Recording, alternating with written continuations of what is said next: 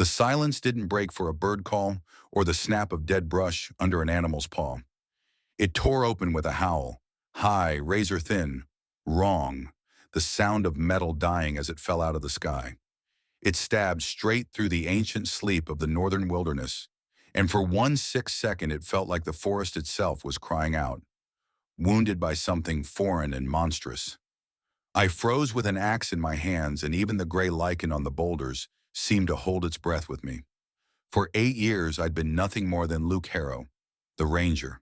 For 8 years quiet had been my closest ally. But that day I understood something I'd tried to forget. My war had found me, even here, at the edge of nowhere. Before we continue with this story, make sure you're subscribed and let us know in the comments where you're listening from. It helps more than you think. My name is Luke. At least that's what they call me out here, within 100 miles of empty timber and cold water. I'm 32, and for the last 8 years, my whole world has been my outpost cabin, Slatewater Lake, in a spread of forest so vast the trails belong only to me, old Frank Delaney, and the retired ranger who handed me the keys to this life. To the folks in the only town 40 miles down the logging road, I'm not exactly loved, but I'm dependable.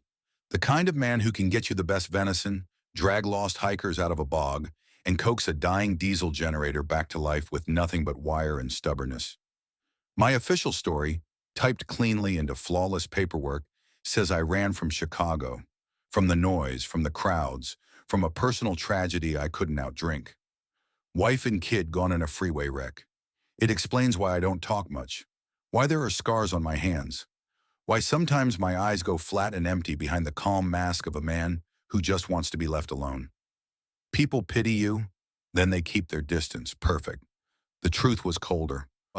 Major Ethan Cole, former team lead for a black program unit called Vector, had been declared dead 8 years ago in a sealed intelligence report, and I, his ghost, had sunk into this forgotten place that served as both refuge and post. My cabin wasn't just a cabin. It was a relay node dressed up as a weather station, wired with equipment capable of flagging things no civilian should ever see, like a ballistic launch off a submarine somewhere in the far North Atlantic. I wasn't retired. I was dormant, a sentry on the quietest stretch of an invisible front. That morning, October 14th, began like 1,000 others. Up at 5, ice-cold well water, coffee strong enough to peel paint. I split firewood and listened to the forest's familiar soundtrack. A woodpecker's hammering, the distant chorus of wolves, wind combing through old pines. It was the music of my second life, the music of peace. But the sound that ripped the sky near noon didn't belong here. I saw the scar it left overhead, a straight, violent streak of fire that snapped off somewhere north of my cabin, maybe 6 miles out. A dull impact followed, heavy enough to make the ground shudder. Birds erupted from the trees in panicked screams. I dropped the axe. First thought, meteor. Second thought, professional and cold. Debris from a launch, something that broke up on re-entry. But instinct, sharpened by years of living in the kind of shadows that don't forgive mistakes, told me something else. That howl had been too deliberate, too engineered. This wasn't dead metal falling. This was a crash. I went back inside, peeled off the flannel, under it a light tactical vest I never stopped wearing, and checked the pistol riding in a shoulder rig. In the gun safe, disguised as an old stove cabinet, waited the tools I'd sworn I wouldn't need again. A suppressed, short-barreled carbine with a red dot optic, a rugged satellite phone, and a compact data collection kit. Luke Harrow, the Lonely Ranger, wasn't supposed to own any of that, but Major Cole didn't leave home without his kit. Camo pants, waterproof jacket, boots laced tight, knife and IFAK on my belt. In the pack, spare mags, rations, a thermal monocular, and a handheld spectrum analyzer. 10 minutes later, there was no ranger left in that cabin, only an operator built for long hours in hostile terrain. I moved through the trees fast and soundless, a shadow among shadows. This wilderness was mine. I knew every game trail, every cut bank, every patch of sucking bog. I didn't leave footprints where a normal man would bulldoze through brush. My senses went razor sharp. I could hear a squirrel cracking a nut 100 yards away. I watched a spider web tremble with the slightest breath of wind. It was my territory, until today. 2 hours in, I caught the smell. Not rain ozone, not wildfire smoke, burned plastic, oxidized metal, and something else beneath it. Chemical, faint, wrong. I stepped into a small clearing where old spruce had been snapped like matchsticks. The ground was torn open. In the center, buried deep in wet black peat, lay the thing that had screamed its way down. The object. It was no bigger than a compact car, dark blue-black, with sleek, predatory lines that didn't match any aircraft I'd ever seen. No wings, no rotors. Its composite skin seemed to drink in the daylight. A web of fine cracks spread across it, but the frame held. From a rupture along its side spilled bundles of fiber optic strands and smoking circuit boards. I pulled out the analyzer. Radiation, normal. Electromagnetic output, insane, even damaged. Not a meteor, not a rocket stage. This was a next-generation reconnaissance drone, maybe suborbital, built with tech that felt 5, even 10 years ahead of anything I'd been briefed on. I circled it. No markings, no tail numbers, no flags. A complete ghost. And ghosts don't drop out of the sky for no reason. If it fell here, someone would come looking, and whoever came wouldn't be weekend campers with cameras. My standing orders for an incident like this were simple. Pull the key components, burn the rest, wipe the scene, report to control. I opened the main bay with a compact cutting tool from my kit. Inside, suspended in a gel-like medium, floated the central processor and memory block, encased in a dark crystalline sphere the size of a fist, the drone's heart. I lifted it out with care, sealed it inside a shielded container, and buried it in my pack. Now I had to erase the body. I pulled 2 thermite charges, fixed one to the power section and one to the frame. 15 minutes would turn that miracle of engineering into slag and ash. I was reaching for the detonator when movement flickered at the edge of the clearing. I stopped, so still I might as well have been part of the old pine beside me. Thermal showed 6 signatures moving in a stretched line, covering sectors like people who'd done this for a living. Their kit was top tier, lightweight composite armor, comms helmets, and modern NATO rifles with high-end glass. They were coming straight down my trail. Impossible. I didn't leave trails, which meant they hadn't tracked me. They'd tracked the drone's beacon, and it had led them right to the clearing. The one in front, team lead, judging by his hand signals, raised a fist. They went prone and began scanning. Through my earpiece, I caught the faintest thread of their voices. English, tight, professional, colored with a slight northern edge. Maybe Scandinavian. Contractors. My heartbeat stayed steady, diesel smooth. Adrenaline flooded my bloodstream, but my mind stayed clear, hard as ice. I'd waited 8 years for this moment. 8 years of staying sharp, staying ready, playing out scenarios in the dark. Now the scenario had teeth. I had 2 options. 1, trigger the thermite and try to vanish under the distraction. Risky. These weren't amateurs.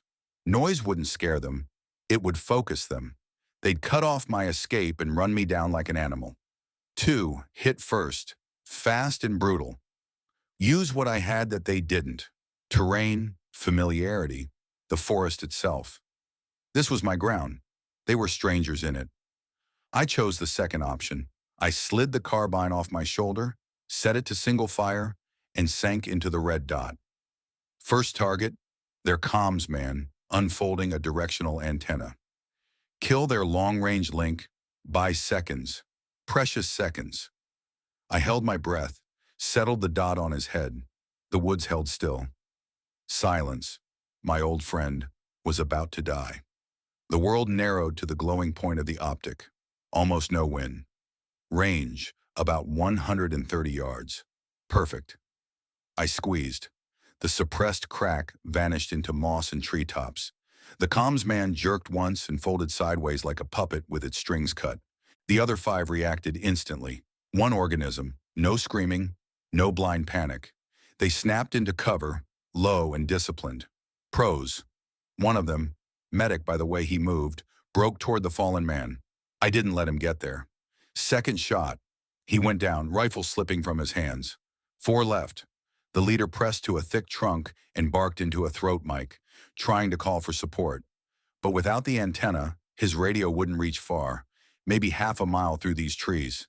They were isolated. I didn't wait for them to regroup and start a methodical sweep. My advantage was speed and aggression.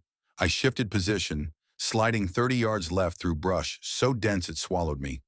They poured suppressive fire into the pine where I'd been a heartbeat ago, chewing bark into splinters. While they wasted rounds, I found the closest shooter, half crouched behind a fallen log, swapping mags. Third shot. The round punched into the soft gap at his side, just beneath the edge of his armor. He screamed, pain and rage, and that sound gave me his exact location. I flipped to full auto and sent a short burst toward the muzzle flashes. The scream cut off. 3 left. They realized I'd moved. The leader signaled the remaining 2 to split wide, setting up a classic pincer while he pinned me in place. But this was my forest. I dropped into a shallow fern-filled gully and ran its bottom in a crouch. The gully curved like a hook and spit me out behind them. As I ran, one thought hammered in my skull. They weren't supposed to find me. Not this fast. Not like this. Which meant someone had pointed them to this grid. Someone who knew Vector existed and knew I was still breathing. A traitor.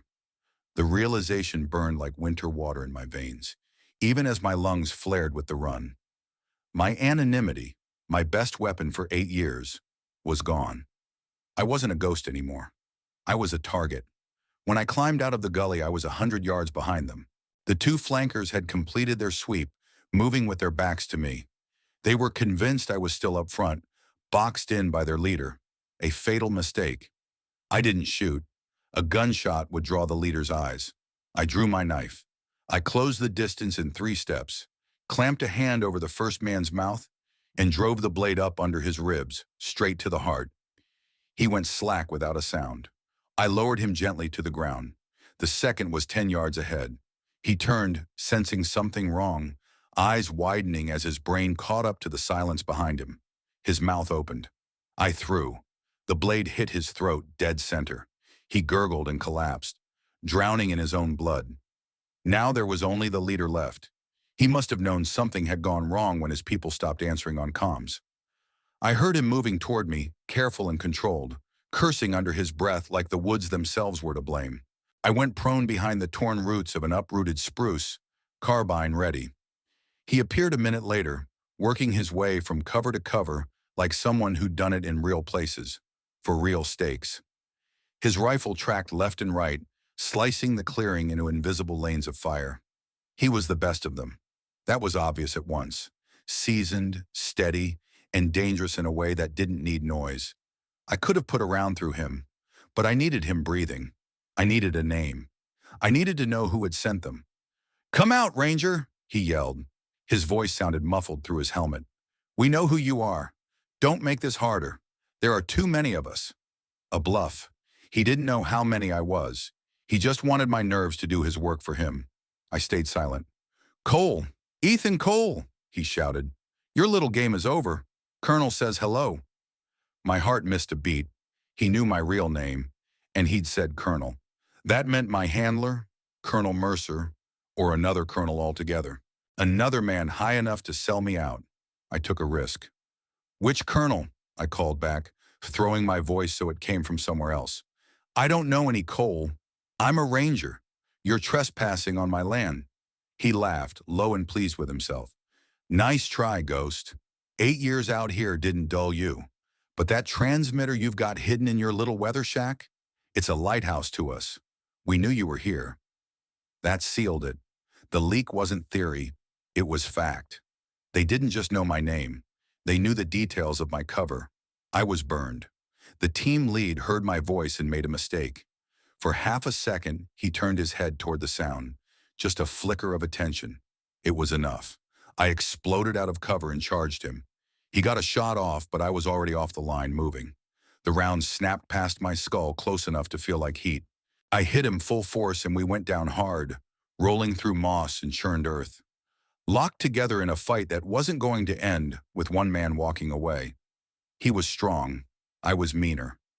I drove my forehead into his helmet again and again until the plastic webbed and cracked.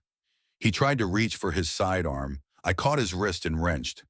Something popped with a sound that turned my stomach. He screamed. I tore the rifle from his hands and flung it away into the brush. I jammed my carbine's muzzle against his temple and growled, close enough for him to smell me.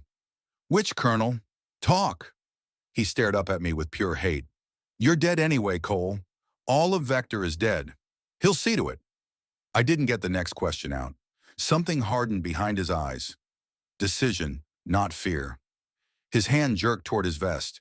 I understood in the blink before the blast. A grenade. He'd chosen to die if it meant taking me with him. I shoved off him with everything I had and threw myself into a gully a few feet away. The explosion punched the air out of my lungs and slammed me into the dirt. My ears went white hot, a high ringing that swallowed the world. Soil and shredded fabric rained down on me. When the ringing eased enough to hear my own breath, I crawled up and looked. Where he'd been, there was only a smoking crater. No body, no answers, not even a scrap I could use. He'd erased himself on purpose, destroyed the information with him. I stood alone in the clearing, surrounded by corpses beside the still smoking wreck. I was alive, and I knew this was only the beginning. There would be more teams after this one, only now they wouldn't be hunting blind. They'd be coming straight for me, and not just me. They'd go for Frank Delaney. They'd go into town. They'd go for Claire, Dr. Claire Bennett, the only person in 8 years I'd allowed anywhere near the word friend. They'd burn down every fragile thing I'd built. I triggered the thermite charges. The wreck flared like a magnesium star, white and violent, collapsing into a puddle of molten metal. No evidence left, just scorched earth and stinking smoke. But it was already too late. The trail led to me, and I had to run. First, I had to protect the people who would get hurt because of me. Pain pulsed behind my eyes in time with my steps, but I shoved it down. Time became my enemy. 2 hours at a fast pace back to the cabin. 2 hours in which another crew could already be inbound, dropped nearby, moving under cover, tightening the net. That leader's suicide hadn't been desperation. It had been tactics. He'd killed himself to kill the truth. And his death would be a signal to his employers, a message that the asset had been found and that an enemy operator was on site. I ran, leaping deadfall, cutting through thick brush without bothering with trails. His words replayed in my head. "Colonel says hello. Vector is dead. Your transmitter is a lighthouse." They weren't just threats. They were pieces of a larger pattern, and every piece pointed to the same conclusion: betrayal, high up the chain.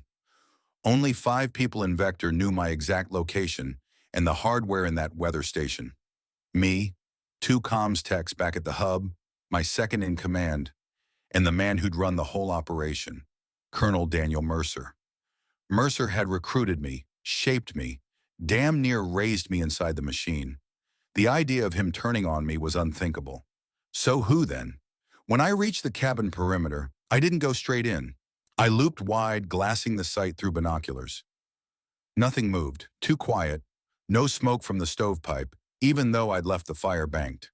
No barking from Frank's old hound Buck, who usually came barreling in like the world was ending the second he scented me. Cold pressure clamped around my chest. I approached from the lakeside, crouched low in the reeds. My cabin sat on the shoreline like a target, perfect for living, terrible for defense. 10 minutes of watching gave me nothing. No silhouettes, no footsteps, no shifting shadows. I made the call.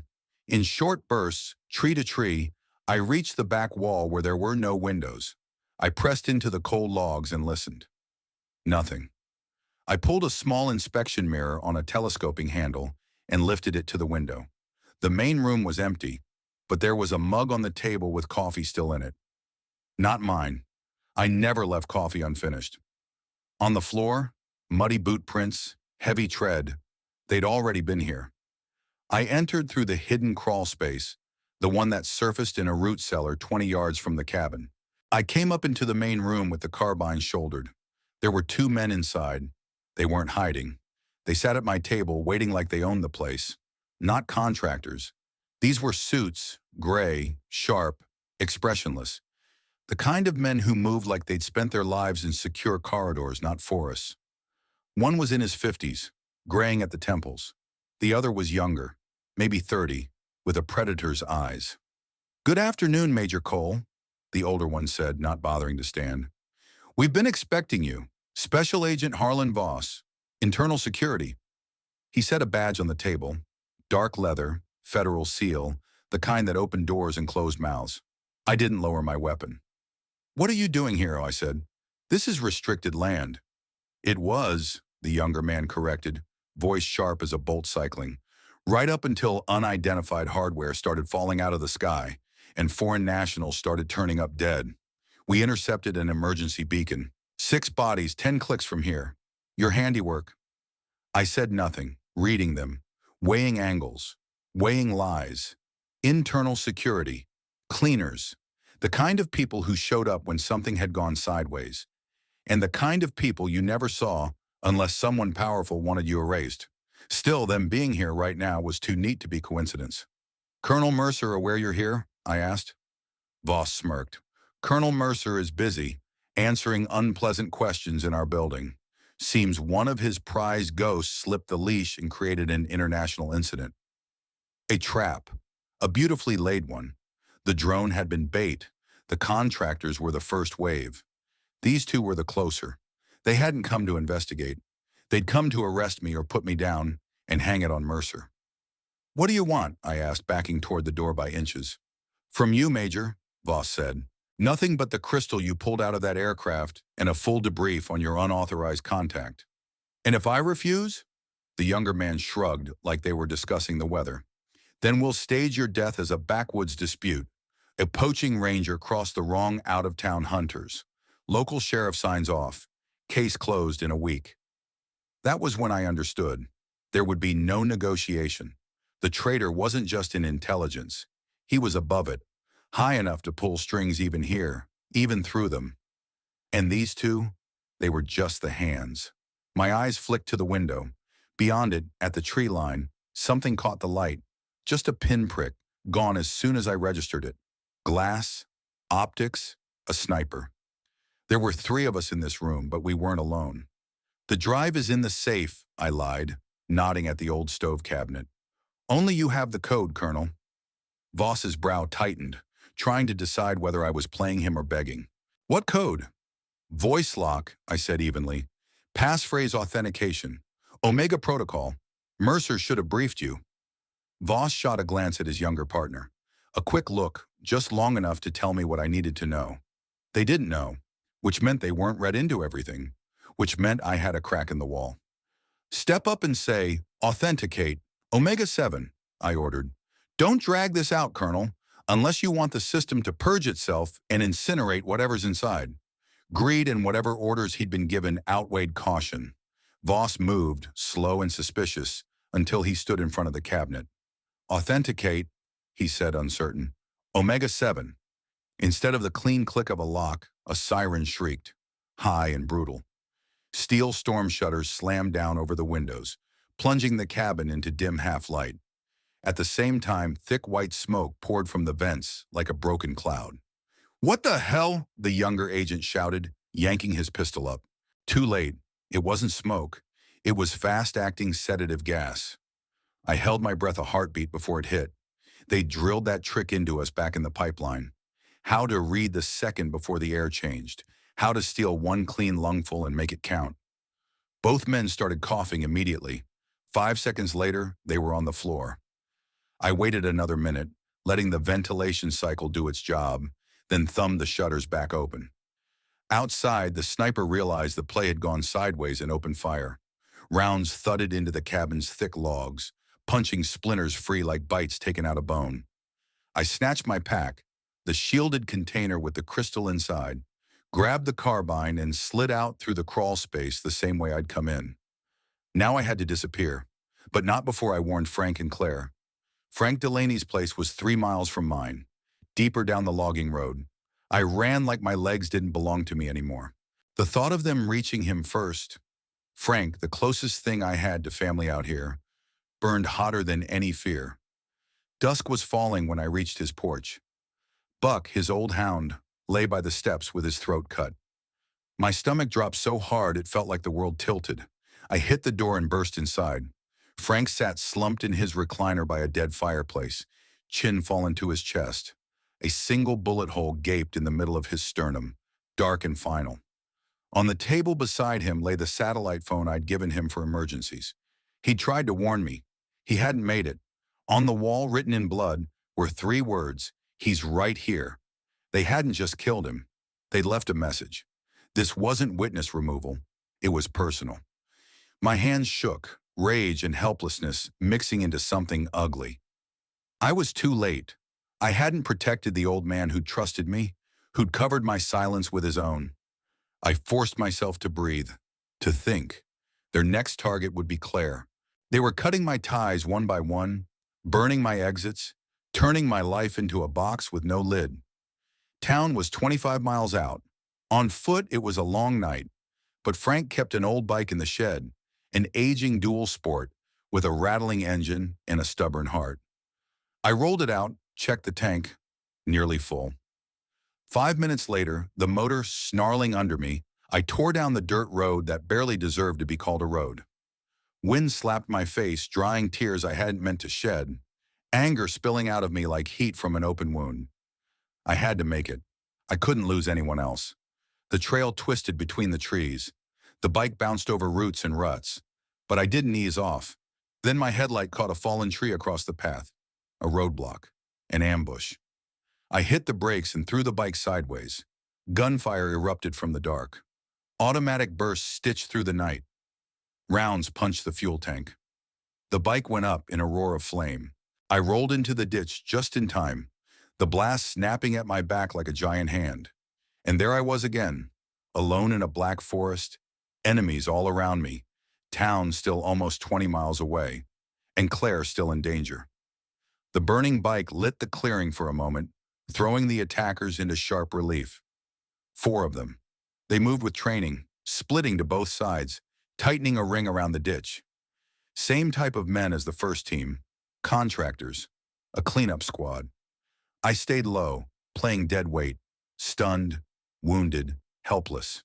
It was the only move I had left, make them close the distance. The woods had always been my ally, but in the dark it didn't care who it swallowed. I heard their boots in the leaves, their clipped commands. Closer. My hands tightened on the carbine. Finger ready. When the first 2 silhouettes reached the lip of the ditch, I fired. Short burst, low to high. They dropped before their brains could catch up. The other 2 hit the ground and returned fire instantly, raking my position. Bark exploded off the tree above me. Rounds snapped and cracked through the darkness. I had to move. Staying meant dying. I tossed a flashbang into their direction. The night turned white for a heartbeat. They flinched, blind. I used that sliver of time to sprint 20 yards and swing around their flank.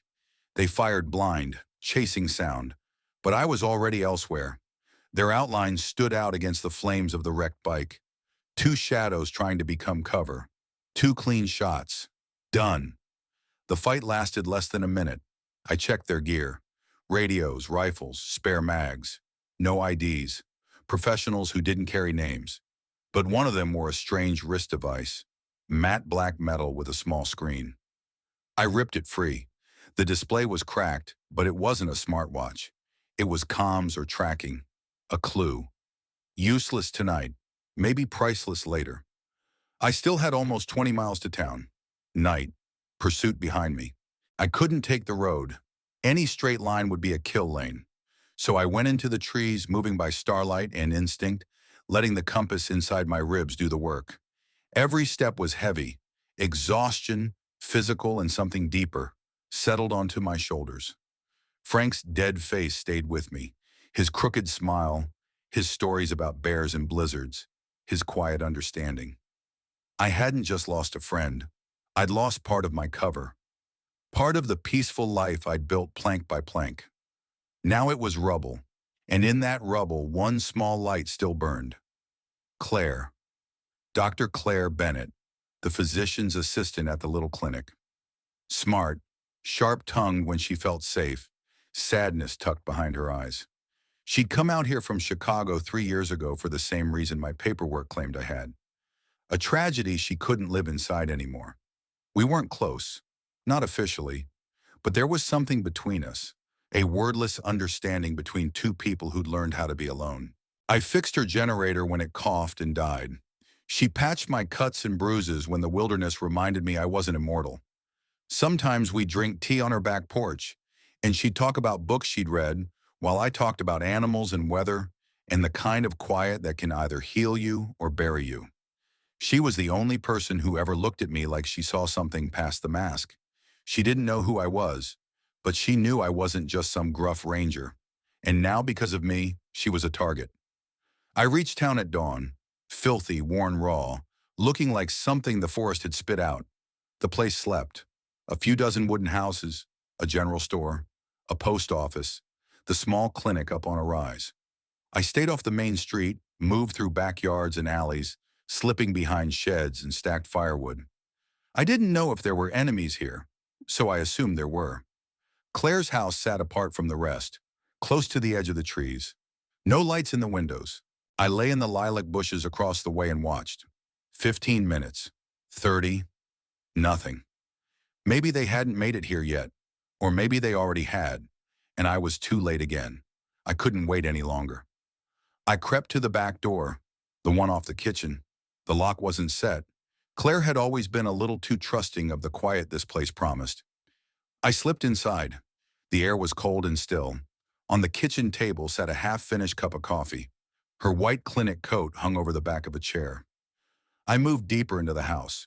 Claire was asleep in her bed, curled beneath a quilt, hair spilled across the pillow. For the first time in hours, my lungs unclenched. I let out a breath I hadn't realized I was holding. I touched her shoulder, gentle. She jerked awake, eyes flying open. When she saw me, she didn't scream. Surprise widened her gaze first, then fear, sharp and immediate, as she took in the mud on my clothes and the dark smears drying on my skin. "Luke, what happened?" she whispered. "You're filthy. You're bleeding." She pushed herself upright, the blanket sliding down, and I saw the alarm settle into her face like a shadow. "Claire, listen to me," I said, keeping my voice low. "You don't have time for questions. You need to grab the essentials, ID, cash, whatever you can carry, and leave, right now." "Leave where?" Her voice shook. "What's going on?" "Just trust me." I held her eyes. "Your life is in danger, real danger." She stared at me, fear warring with disbelief. "This is because of you," she said quietly. Not a question, an accusation that hurt because it was true. I nodded once. "Yes, it's because of me. I'm not who you think I am. My past caught up to me, and it caught you with it." She didn't speak for a long moment, like she was reading my face for the lie that would let her stay. Then she nodded, slow and steady. "Okay," she whispered. "I believe you." She got up and started packing with brisk, practical movements. No tears, no panic. Under all that softness, there was steel. "Where do I go?" she asked, zipping a small duffel. "Anyone you trust?" I said. "Family, friends, far from here." "My aunt's in Phoenix," she answered. "I haven't seen her in years." "Good," I said. "Go to her." "Here." I pulled a thick bundle of cash from my pack, my emergency stash, kept vacuum sealed for the day I prayed would never come. She recoiled. "I can't take that." "You can, and you will." My voice went hard. "It's for the trip and whatever comes next. Consider it payment for dragging you into my mess. Buy a bus ticket, a train ticket, anything. Toss your phone. Get a cheap prepaid with a new number. And don't tell anyone where you're going. Not a soul. Do you understand me?" She nodded again, lips trembling now, but she didn't argue. "And you?" she asked, smaller. "What happens to you?" "I'll handle it," I said. "I have to." Then I heard it. An engine outside. Slow. Controlled. I crossed to the window and peeked through the curtain. A black SUV rolled up, unmarked, no plates. Two men stepped out. The same two gray suits from my cabin. Voss and his younger partner. They'd come for her. "Damn it," I muttered. Claire's voice barely carried. "Who is that?" "Bad people," I said. "The worst kind. No time. There's another way out. Through the backyard, into the trees." "Okay," she breathed. "Go," I said. "Don't look back. Run hard and don't stop. I'll hold them." "Luke!" Her eyes glistened. They'll kill you. Go, I snapped. Command, not comfort. She looked at me one last time, tears in her eyes now. Then she nodded and slipped out the back door. I heard her feet thudding over the yard. The front door shook under a heavy ooder. They were forcing it. I took position behind an old dresser, carbine trained on the entryway. I didn't know if I'd get out alive, but I knew this. I had to buy her time. The door ripped off its hinges with a crash. Two silhouettes filled the frame. My finger tightened on the trigger, and when Voss and his partner surged in, I fired, not at them, but into the wall above their heads. Plaster exploded. Dust filled the air. Instinct made them duck. One precious second. I wasn't here to massacre anyone. My job was to create chaos and vanish. While they flinched and recalibrated, I smashed the window on the far side of the room and dove through into the yard. Glass scattered across the dirt like ice. I hit the ground, rolled, and sprinted in the direction Claire had gone, toward the tree line. Behind me came shouts and gunfire. Rounds hissed over my head. They hadn't expected me to punch through like that. I ran, cutting through back fences and shadowed yards, then into the woods, zigzagging, using every dip and ridgeline for cover. I could hear them behind me, heavy breathing, curses, boots snapping branches. But in the trees, I owned the dark. After 5 minutes, I'd opened enough distance to stop and pull air into my lungs. I knew they wouldn't quit. They'd call in help. They'd sweep the area grid by grid. I had to get out of this region entirely. But where? My cover was ash. My safe places, my cabin and Frank's, were gone, spiritually if not literally. My two human connections out here were Frank and Claire. One was dead, the other was running, and I was alone against an enemy that knew everything about me, an enemy with friends inside the system. I pulled out the sat phone. There was only one man left I could call, one man I could still choose to trust, even with doubt gnawing at me like hunger. Colonel Mercer. If he wasn't the traitor, he'd help. If he was, this would be my last conversation. I punched in the emergency code. The encrypted handshake took long enough to make my jaw ache. Then a tired, familiar voice came through the static. Cole, Mercer said. You alive, you stubborn bastard? Alive, sir, I said. But it's bad. My cover is blown. Internal security is on me, and so is a contractor team. Frank Delaney's dead. Silence. Heavy. Endless. I know, Mercer said at last. It's hell on this end. They pulled me off the board. Internal investigation. Voss is driving it, trying to pin an illegal paramilitary program on me. The leak came from the top. Someone dumped everything on Vector.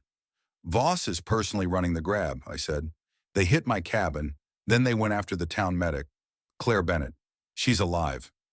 I heard it in Mercer's breath, real concern. He knew her name. He knew the details of my cover, the way a handler knows the pieces on his chessboard. I sent her running, I said. I hope she got out. What do I do? You disappear, Mercer said. No hesitation. All legal routes are closed. Airports, train stations, bus depots. They'll have your face and your name everywhere. Officially, you're a dangerous fugitive now. Deserter, murderer of 6 foreign nationals. Voss made sure of that. Where do I go? To Chicago, Mercer said. Go home, but not to your old place.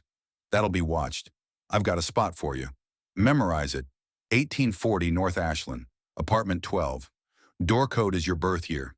It's an old safe house. Voss doesn't know it exists. Get there. Stay down. I'll find a way to reach you. That's nearly 1,000 miles, I said. How the hell do I get to Chicago? Think, Cole, Mercer snapped. You're the best at this. Improvise. I can't stay on. This channel can be traced. Good luck, son. The line went dead. Good luck, son. That stripped away my last doubt. Mercer was on my side, but he was trapped, same as me. And now the only way out was through.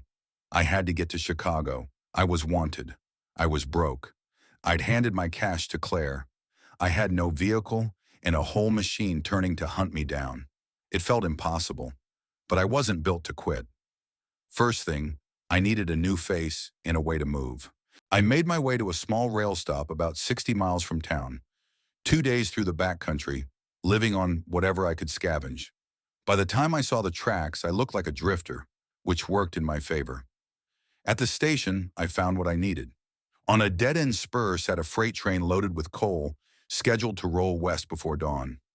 I waited until full dark, then climbed into one of the open-top cars and lay flat between jagged black chunks of rock. The ride was hell. Coal dust packed into my lungs. Cold seeped into my bones until I couldn't tell where exhaustion ended and pain began. But the train moved, slowly, with long stops. But it moved, and every mile put distance between me and Voss. 3 days later, I jumped off at a switching yard outside Chicago. I was black with coal grime, starving, and angry enough to bite through steel. At a 24-hour convenience store nearby, I stole a bottle of water and a loaf of cheap white bread. The clerk barely glanced up. To him, I was just another nobody passing through the night. I scrubbed myself in a public restroom as best I could, then hit a flea market on the edge of the city and bought what I needed for pocket change. Worn work pants, a faded hoodie, a baseball cap, and cheap glasses with clear lenses. Now I wasn't a ranger, I wasn't a fugitive.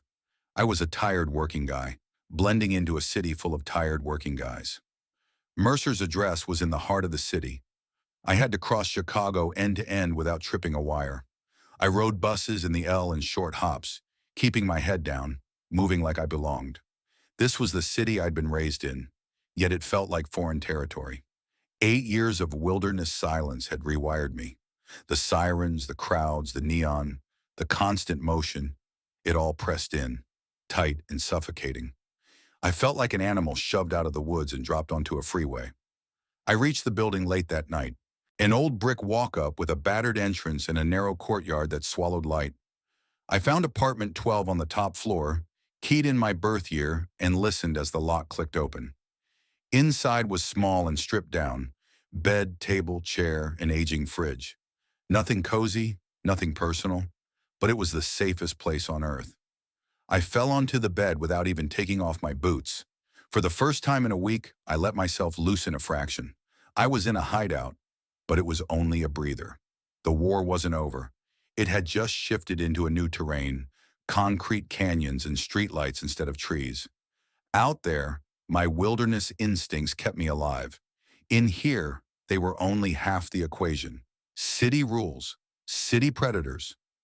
I had to find the traitor. I had to settle what was owed for Frank. I had to clear my name, and Mercer's, and I had to make sure Claire was safe. As sleep took me, I kept seeing her face. Had she made it out? Was she somewhere warm, somewhere hidden? The thought of her getting caught was worse than any ambush. My body finally quit on me. I slept nearly a full day. When I woke up, the window showed night again.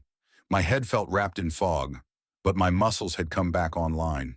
I swept the apartment the way I'd been trained, checked ceilings and walls for bugs, traced the phone line, inspected outlets and light switches, looked for anything that didn't belong. Clean. Mercer hadn't failed me. The fridge held bare essentials, canned food, rice, tea. In a closet, I found several sets of plain clothing in my size, the kind that didn't draw a second glance. He'd thought of everything. I was fully cut off. No internet, no calls, no casual contact. A ghost hiding in the middle of the city hunting him. All I could do was wait. Waiting was its own kind of torture.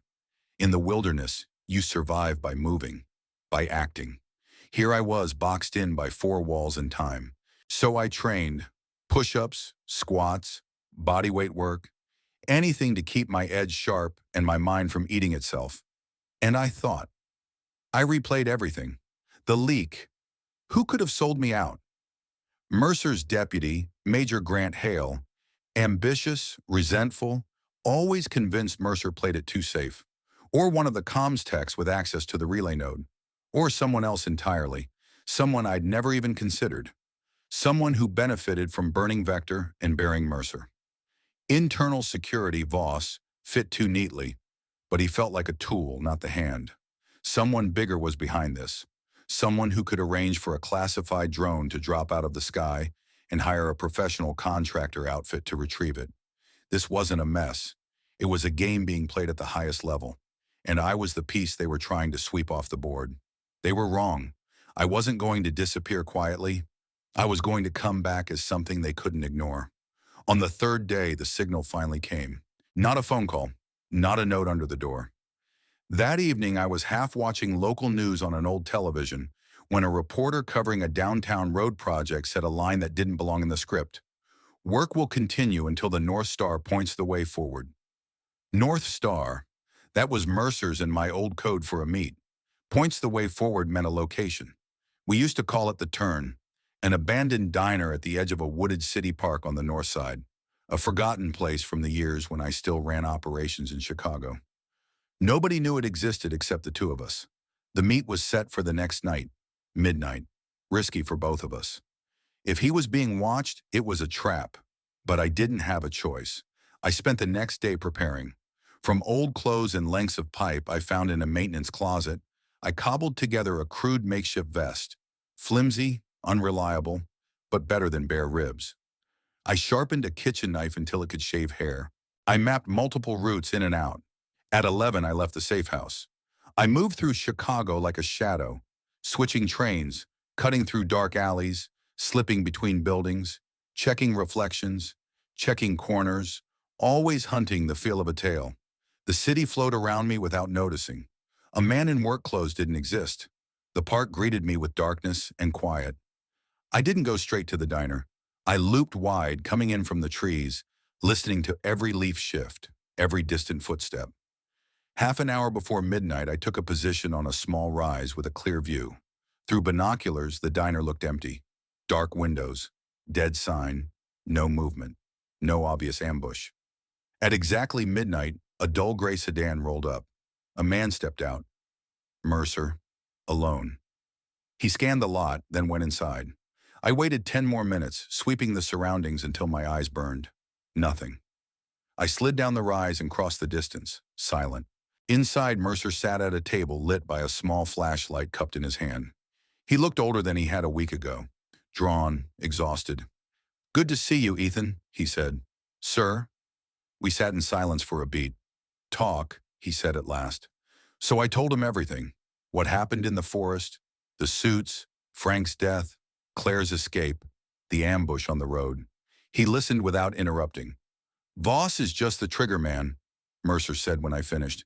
"He's not the architect." I didn't like the way he said that, like he'd been holding the truth back until he knew I could stomach it. "Then who?" I asked. "Lieutenant General Conrad Kessler," Mercer said, "Deputy Director of Counterintelligence. He's wanted my unit for years, thinks my methods are reckless, thinks Vector should belong to him. The drone crash?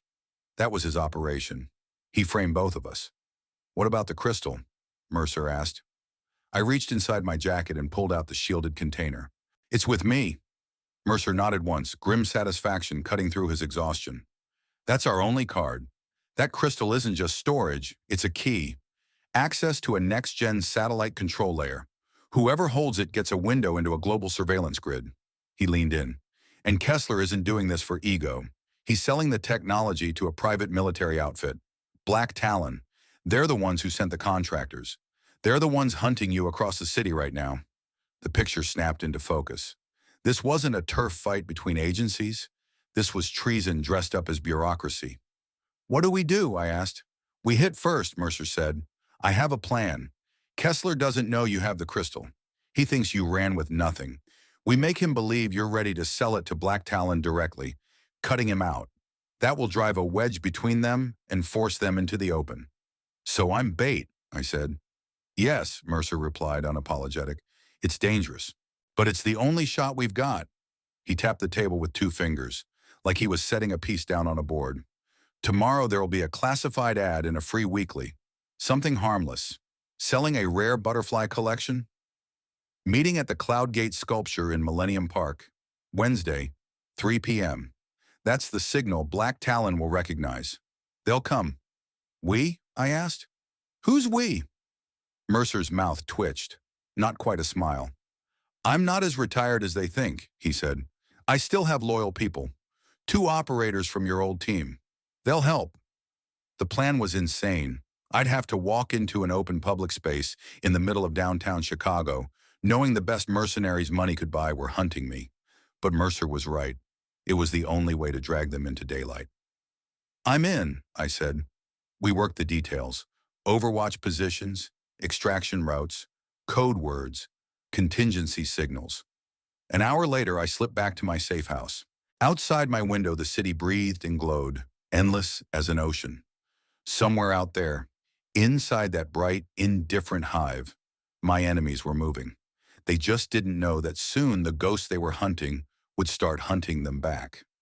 The 2 days leading up to Wednesday were pure tension. Through channels I didn't ask about, Mercer got me fresh gear.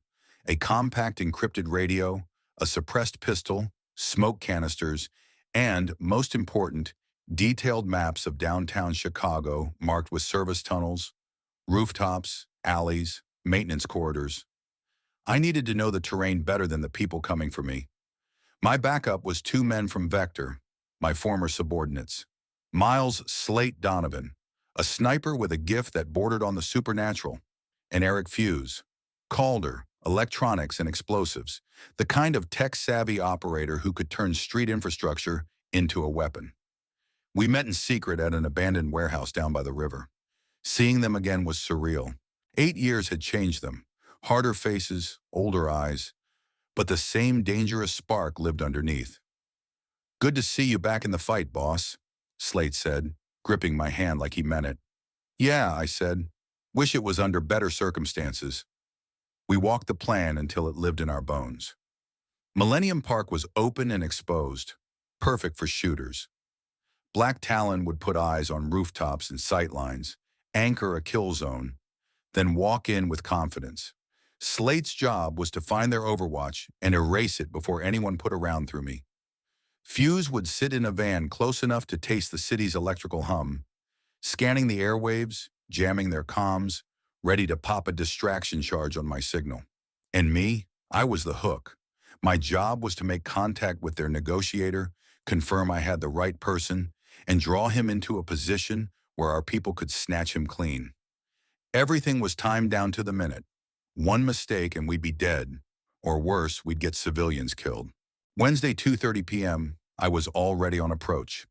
I looked like any tourist in Chicago. Jeans, sneakers, a hooded jacket, a day pack slung over one shoulder. The crystal rode inside the pack, sealed in a lead-lined container. On the outside, I was calm.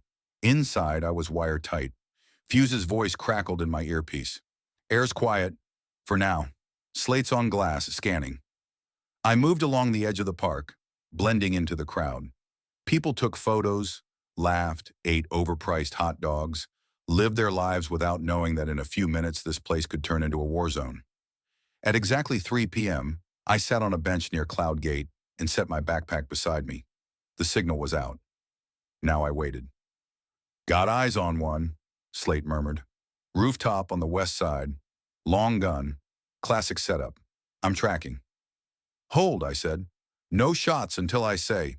We need the negotiator." 5 minutes. 10. Pressure climbed like a hand around my throat. Maybe they didn't bite. Then Fuse spoke, low and urgent. "Boss, encrypted traffic just lit up. Not ours. They're talking.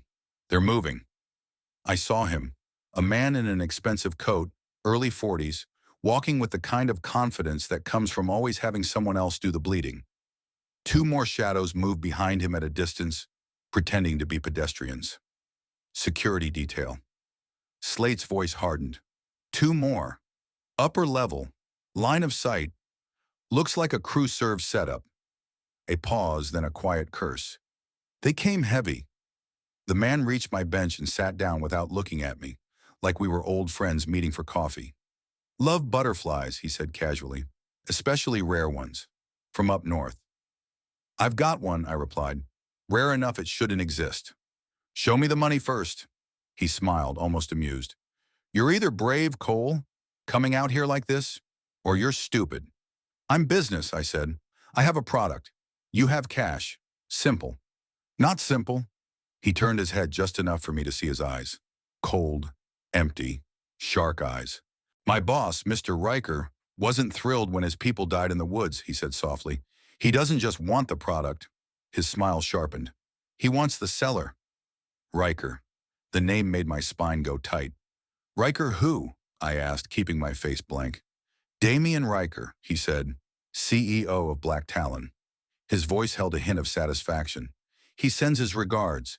Says you two go way back. A job in Syria, remember? 3 years ago. You ruined a very profitable arms deal, and you killed his younger brother. It all snapped into place. This wasn't only about technology. It was revenge, personal, rotten to the core. I remembered the operation. We'd shut down a pipeline moving manpads to extremists. It had turned into a brutal firefight. One of the dead had been a young contractor, Riker's brother. Now the older one had come for me. Tell Riker his brother got what he earned, I said. The negotiator laughed, genuinely entertained. You can tell him yourself. Right now you're coming with us, quietly. No hero moves, or my snipers turn this park into a slaughterhouse. I leaned a fraction toward my mic and spoke like I was exhaling. Slate, execute. A soft, suppressed crack answered from somewhere high above. The shooter on the rooftop slumped, his rifle slipping from his hands as he toppled out of view. The negotiator didn't notice. He was too sure of himself. What are you mumbling? He asked. Praying, I said. Then I spoke again, almost conversational. Fuse, now. 100 yards away, near the street, an explosion punched the air. A metal trash can went up in a violent bloom of smoke and fire. Fuse's distraction charge. The crowd screamed. People ran. The park dissolved into chaos, and Black Talon's security detail hesitated, just long enough for the world to tilt in our favor. I took the opening. A sharp elbow to the negotiator's jaw shut him off like a switch. He crumpled, and I snatched my backpack before he hit the ground. Then I ran. Gunfire chewed the air behind me. Heavy bursts from the rooftop team. Their gunners had finally opened up. Slate was already working them. I heard the crisp, measured replies of his rifle cutting through the panic. I headed for the underground entrance, our planned exit. The park had turned into a stampede. People slammed into each other, tripping, screaming, trying to get away from a threat they didn't understand. I slipped through the chaos, weaving and doubling back so I wouldn't get boxed in. 2 of Black Talon's close protection were on me, firing as they ran. Rounds punched concrete, spitting dust and chips off walls. Too close, too loud, too public. I dropped into the stairwell and hit the underground corridor hard. They followed. Ahead was the obvious way out, stairs up to the other side of the street.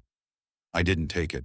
I cut right through a plain service door that Fuse had cracked for me earlier and stepped into a maintenance access that smelled like damp stone and old electricity. I slammed the heavy steel door behind me and threw the bolt. Fists and boots hammered it from the other side. Shots sparked against metal. I switched on my flashlight and ran.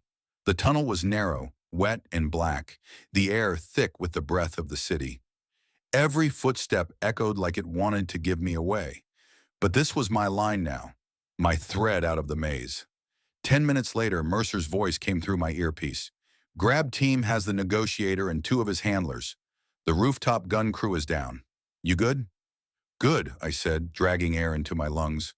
But I learned something. This isn't just Black Talon freelancing. This is Damien Riker, personally. There was a pause. Then Mercer's tone went colder. I know him. Former Army intel. Pushed out for dirty money and uglier deals. Dangerous.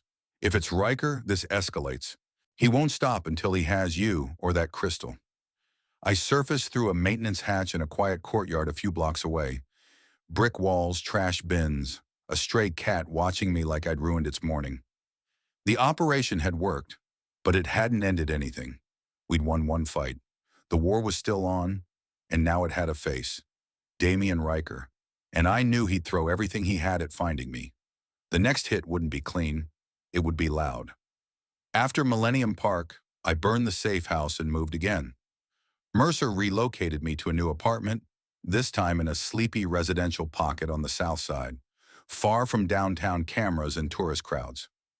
The negotiator, as expected, didn't say a word in interrogation. A pro. Still, the fact that we grabbed him and wrecked the meet bruised Riker's reputation and drove a wedge between him and General Kessler. The plan had done what it was supposed to do. Fuse, digging through the comms traffic he'd intercepted, confirmed it. Kessler was furious. He accused Riker of incompetence and threatened to cut funding. They weren't partners anymore. They were rivals, two predators chasing the same prize.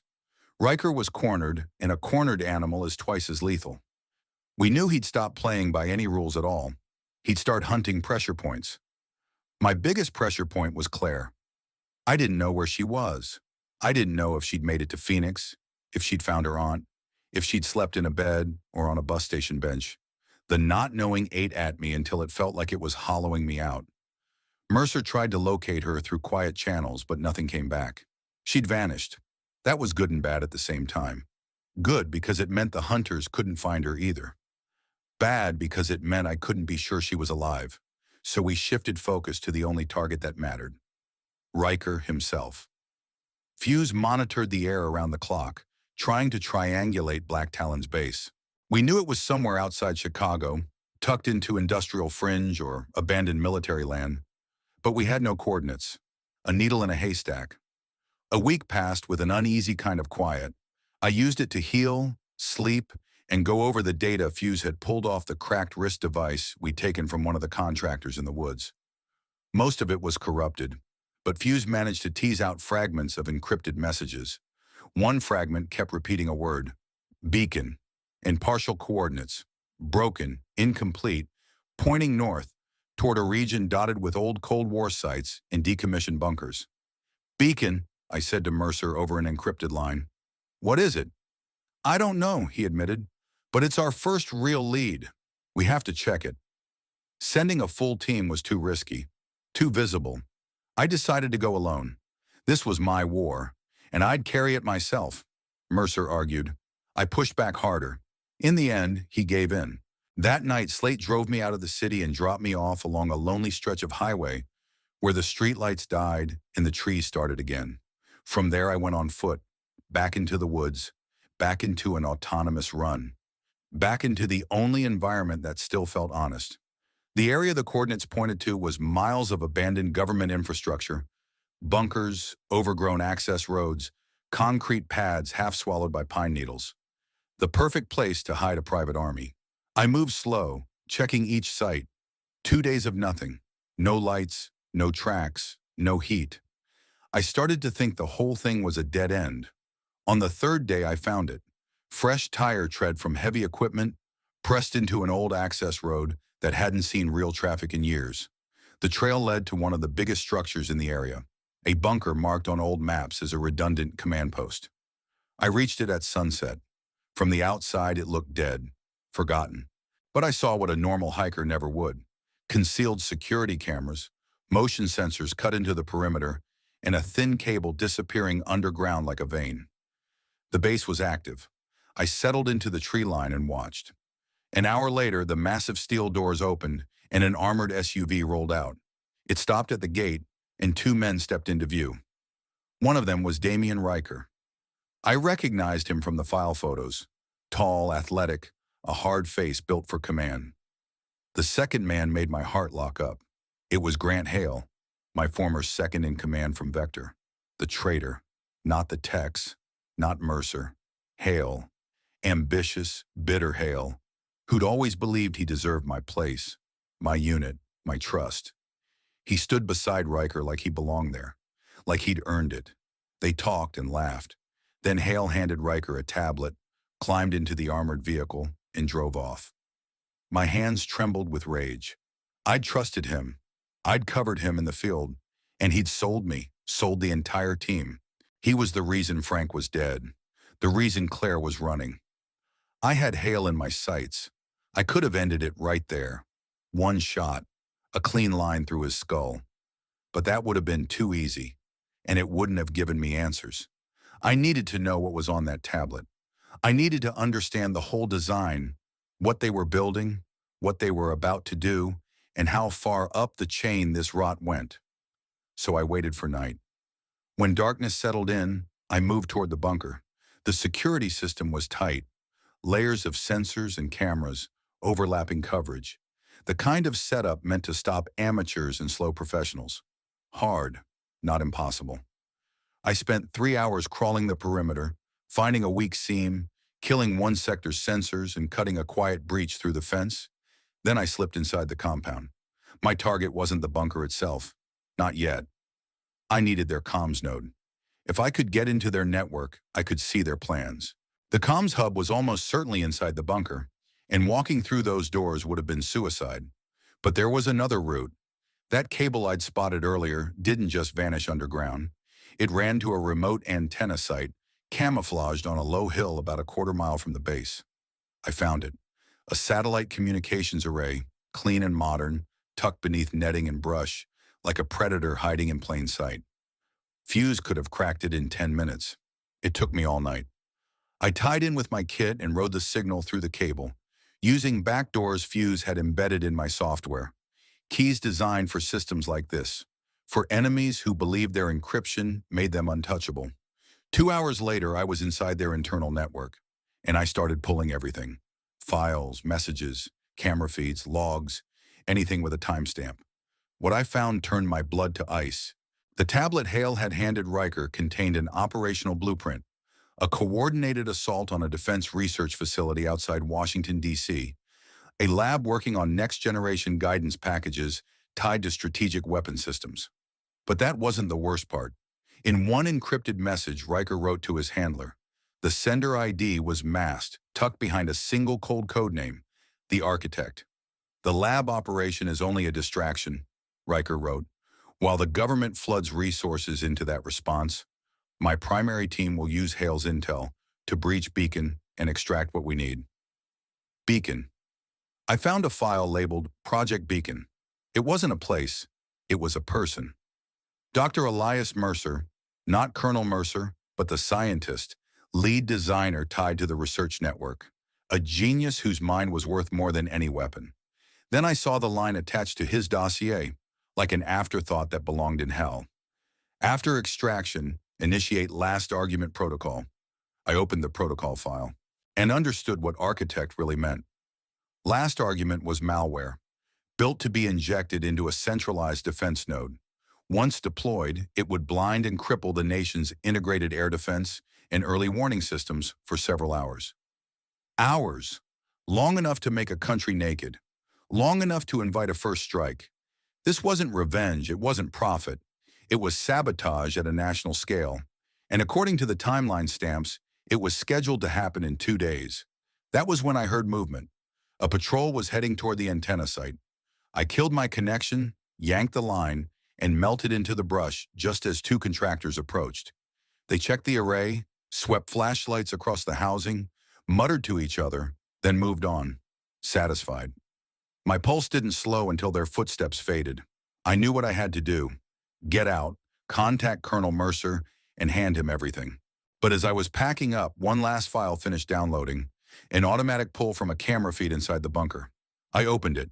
A concrete cell, a metal cot, and a woman sitting on it, knees pulled to her chest, her face pale under fluorescent light, but her posture unbroken. Claire. They'd found her. They'd taken her, and they were holding her here, inside this bunker, like a trophy in a trap. Riker had found my weakest point. Now this wasn't just about stopping a national-level attack. It was about saving the only person I still cared about. And I understood, with absolute clarity, that I wasn't walking away from this place alone. The sight of Claire behind that door shut off every emotion in me, except one: cold, deliberate fury. Riker was holding her as leverage, insurance, bait. He was counting on me coming eventually, and I would, on my terms. I called Colonel Mercer immediately and dumped everything. The plan, Hale's betrayal, the malware, the timeline, the codename. Jesus, Mercer breathed.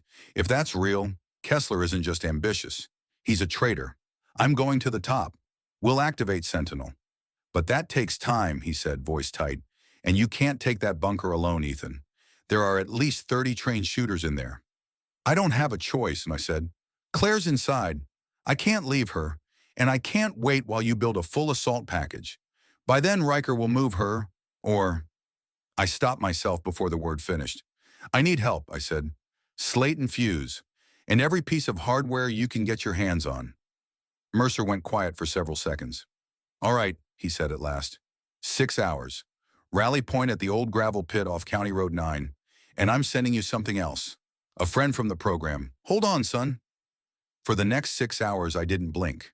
I studied the bunker plans I'd downloaded until the shapes of corridors and stairwells burned into my brain. 3 levels, deep underground. 1 main entry. 2 auxiliary exits marked as collapsed on the schematics. Claire's cell was on the lowest level, level 3, in a high-security block. Riker was likely down there too. A frontal push through the main gate would be suicide. I needed another path, something they'd stopped respecting. And I found it. An old ventilation shaft, Cold War-era infrastructure, tagged inactive on the drawings. But places like this are built with redundancy layered on redundancy. Even when they upgrade systems, the old shafts remain as backups, forgotten until someone desperate goes looking. The shaft's surface access point sat in the woods about a quarter-mile from the bunker. It was my door. Slate and Fuse arrived right on time. They brought an arsenal, suppressed rifles, Slate's long gun, explosives, and enough electronics in Fuse's cases to make a power grid nervous. Fuse also had a compact recon drone, and then there was Mercer's gift, a lightweight exosuit prototype tech, not officially fielded. It didn't make you a superhero, but it amplified strength and endurance, and wrapped you in composite armor that could take more punishment than flesh ever should. Mercer had pulled a miracle out of somewhere. Colonel said you'd need it, Fuse muttered as he helped strap me in. The 3 of us weren't an army, but we were Vector, and we'd come to take back what was ours. The plan was simple, brutal, and fast. Fuse stayed outside, maintaining comms, cracking the bunker security, covering the escape. Slate and I would enter through the ventilation shaft. Inside, we'd split. Slate would plant charges on the communications node and the armory. I would drop to level 3, extract Claire, and, if luck held, capture or kill Riker. Then we'd push up toward one of the auxiliary exits, which Fuse would open with a shaped charge. We launched at 2 a.m. Fuse sent the drone first. It confirmed the vent access point wasn't being watched. Slate and I descended. The shaft was narrow, dusty, webbed with old grime and forgotten years. We moved slowly, soundless. 20 minutes later, we were in. We emerged into a technical corridor on level 1. Cameras everywhere. Fuse, I whispered into the radio. You with us? Always, boss, he replied, dropping a worm into their security loop. You've got 10 minutes of clean hallways. Cameras will show empty corridors. Move. We moved, fast, silent, like ghosts. I'm at the stairwell down, Slate said. Good hunting, boss. And you, I said. I started down toward level 3. Security thickened the deeper I went. Even with Fuse's loop, a patrol could cross my path at any moment. I stayed close to the wall, listening for footsteps, breathing, the faint click of a weapon sling. Every sound mattered. There it was, the corridor I needed. At the far end stood a reinforced door, and beside it 2 guards. They looked relaxed, confident in the kind of security that makes men careless. I took them without a sound, one with a knife, the other with a single suppressed shot placed exactly where it had to go. Fuse, I breathed into the radio. Lock. On it, he said. A beat later, the electronic latch chirped. Defeated. The door cracked open. I slipped inside. Claire was there. She sprang up when she saw me, horror and hope colliding in her eyes. Luke, she whispered. I put a finger to my lips. Quiet. I'm here for you. We're leaving. I pulled her out into the hall. What is happening? She asked, voice thin. Later, I said. Right now you run with me and you don't fall behind. That was when the whole bunker woke up. A siren howled overhead, sharp and absolute. Boss, we've been made, Fuse snapped in my ear. They've got a redundant standalone alarm system. The camera loop is dead. An ambush. They'd been waiting for me. A steel door slammed shut behind us. And then the walls moved. Hidden panels sliding open as automated gun turrets rolled out like insects waking up. Down! I shouted, shoving Claire behind the corner. The corridor turned into a hurricane of lead. Rounds hammered the walls, screaming past in bright streaks. The exosuit absorbed several hits. Hard impacts that punched pain through my ribs, even through composite armor. Sparks jumped off my plating. We were trapped. Riker! I roared, voice ripping out of me. I know you can hear me. Come out and fight like a man instead of hiding behind machines. A calm voice answered through ceiling speakers, smooth, amused. Why would I, Cole? You walked into your own grave and brought your girl with you. A soft chuckle. That's better than I planned. You'll die together. I keyed my radio, forcing my breathing to slow. Slate, fuse, status. Charges are set, Slate said, but I'm pinned on level 2. Heavy security everywhere. Boss, I'm popping the auxiliary exit in 30 seconds, Fuse shouted. You have to push to it. A deep concussion rolled through the bunker like thunder trapped underground. Exit is open, Fuse confirmed, but they're already sending an intercept team. No time. No room for fear. I pulled Claire close, wrapping one armored arm around her like a shield. Close your eyes, I ordered, and don't let go of me. She did, instinctively, desperately, fingers locking into my sleeve. I threw the exosuit servos to full output. Then I ran, straight into the turrets. It was insane. It was the only move left. Rounds ricocheted off my armor, throwing sparks like fireworks. Each impact punched through me, pain flaring bright behind my eyes. But I didn't stop. I couldn't. I hit the first turret and shattered it with a swing of my armored fist. Metal screamed. The housing buckled. The barrel snapped sideways. Another turret tried to track us. I tore it apart too, brute force and momentum, like ripping the teeth out of a trap. We broke through. We ran into corridors already alive with gunfire. Black Talon shooters flooded the passageways, trying to cut us down before we reached the breach. I shot as I moved, controlling my bursts, keeping Claire behind me, forcing the hallway to give ground 1 meter at a time. We reached the stairwell. Slate was there at the top, braced behind a corner, laying down fire with ruthless discipline. Boss, here! We climbed to level 2, and the three of us drove toward the blown exit together. The bunker had become a furnace. Explosions, shouting, muzzle flashes strobing against concrete. We moved the way we used to, the way we'd been trained. Angles, cover, timing, trust. A team. We were almost at the opening when the air changed. A single figure stepped into the corridor ahead of us, alone, and the space felt smaller for him. Damien Riker. He wore an exosuit too, but heavier than mine, built for war, not endurance. In his hands was a belt-fed heavy machine gun, the kind that didn't just kill, it erased. Well, he said almost pleasantly. Hello, Cole. Figured I'd personally see you off. He opened fire. Concrete detonated around us. The hallway shook. We threw ourselves behind the corner as rounds chewed the walls like they were paper. That weapon could punch through cover. It could carve the bunker open. Get her out, I yelled at Slate. Now! Boss! That's an order. Slate grabbed Claire and hauled her toward the exit. I stayed. Just me and Riker. Our duel. Finally. I leaned out and returned fire.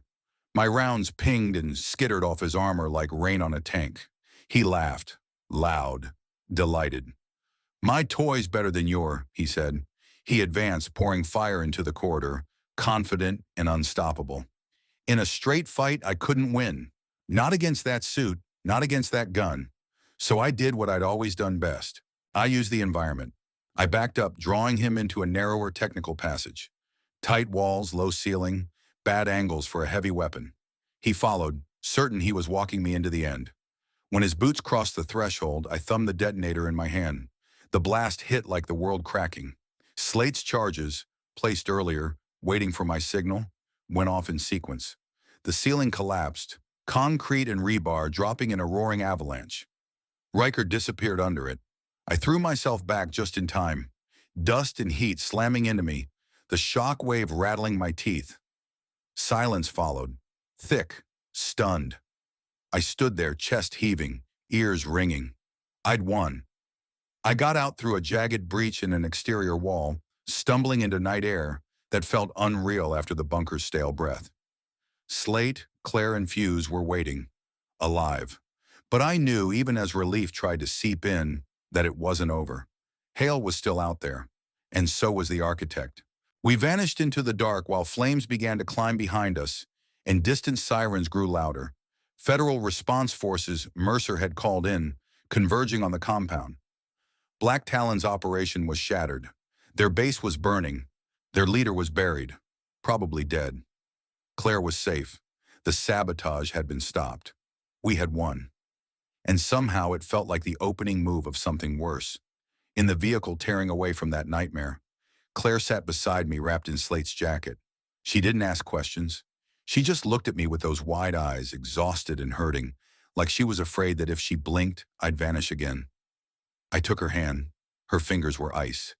"It's going to be okay," I said, though I didn't fully believe it, because as long as Grant Hale was breathing, and as long as the architect had a shadow to stand in, none of us would ever truly be safe.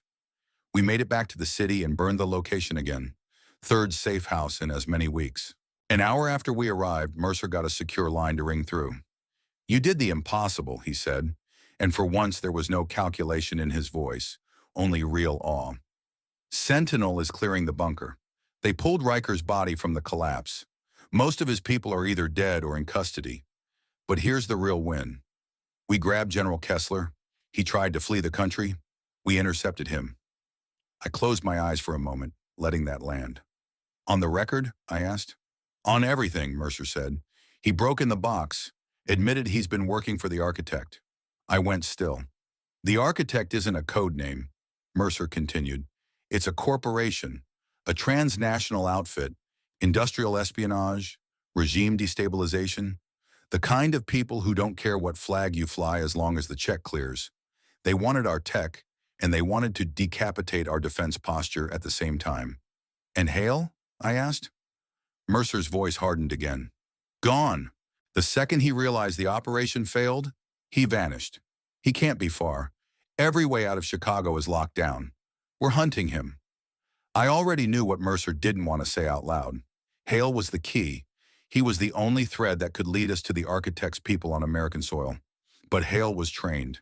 He knew our habits, our pressure points, our tricks.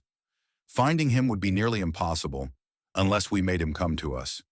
"Sir," I said, "I have an idea." A pause. "Hale's a traitor," I said, "but he's also a coward, and he's greedy.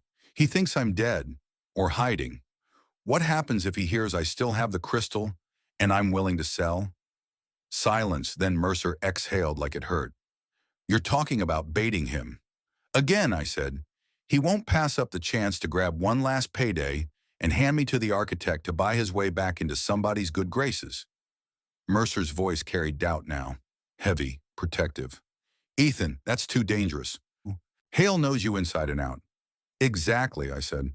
"That's why he'll bite. He'll think he can outplay me." I leaned forward, the plan assembling itself as I spoke. "We set a meet, but we don't take him. Not this time. We let him walk, and Fuse tags him with a tracker. That tracker leads us to his bolt hole, and maybe to whoever the architect sent to manage him." Another beat. Then, "Approved," Mercer said, like he hated it but understood it. This time the hook wasn't a newspaper ad. It was a targeted whisper pushed through the kind of channels Hale still listened to. An intentional leak, fed to the right mouths designed to travel fast. 2 days later, Hale bit. He chose the meat, an abandoned rubber factory complex on the river. Miles of rotting brick, shattered windows, sky bridges, dead catwalks. A labyrinth built for ambushes. This time I went in alone. Slate and Fuse were close enough to help, far enough not to be seen. I stepped into an enormous shop floor littered with rusted machinery. Hale stood in the center like he'd been waiting there his whole life. He wasn't alone. 2 men beside him in contractor kit, the same kind Riker had used. "Hello, Ethan," Hale said with a crooked smile. "I knew you were too hard to kill. Where's the crystal?" I walked toward him slowly, every step controlled. "First, I want to look you in the eye," I said, "and ask you why. We were brothers." "Brothers?" Hale laughed.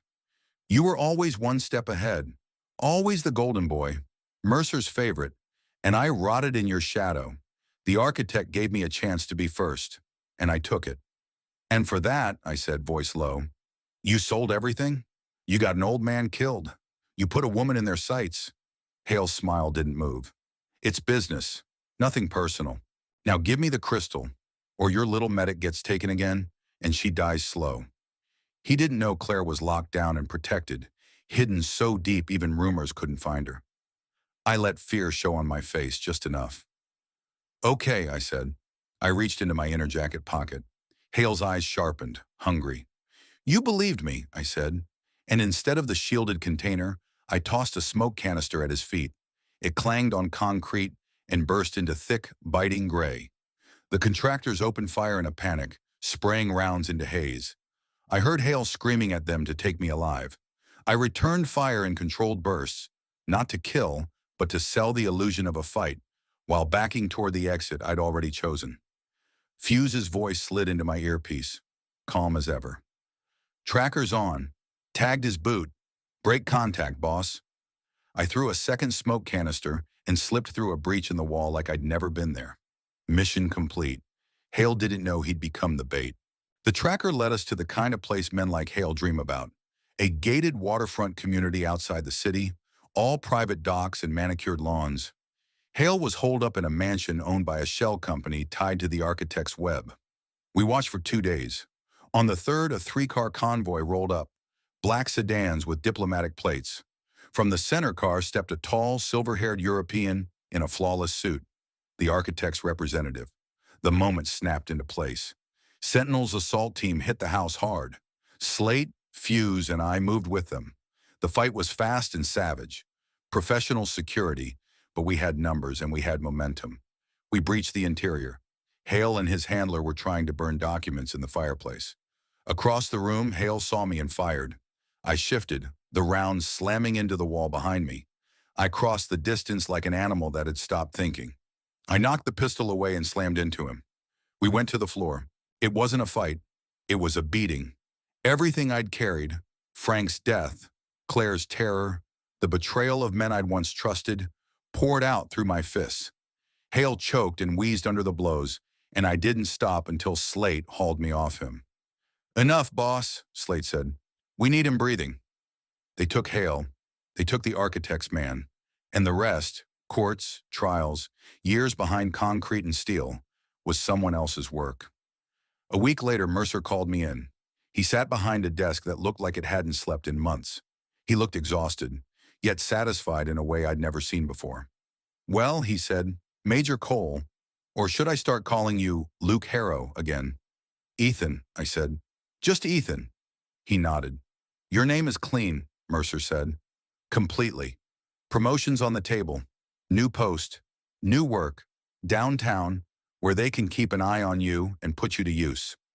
I looked out the window at the bright artery of the city, the traffic and noise, the endless motion. I'd been back here almost a month. It still didn't feel like home. Thank you, sir, I said. But I think I'm done. Mercer's eyebrows lifted. Done? What do you want to do? Live, I said. Just live. I left the federal building on Michigan Avenue and stepped into the city air. Claire was waiting outside. She smiled at me.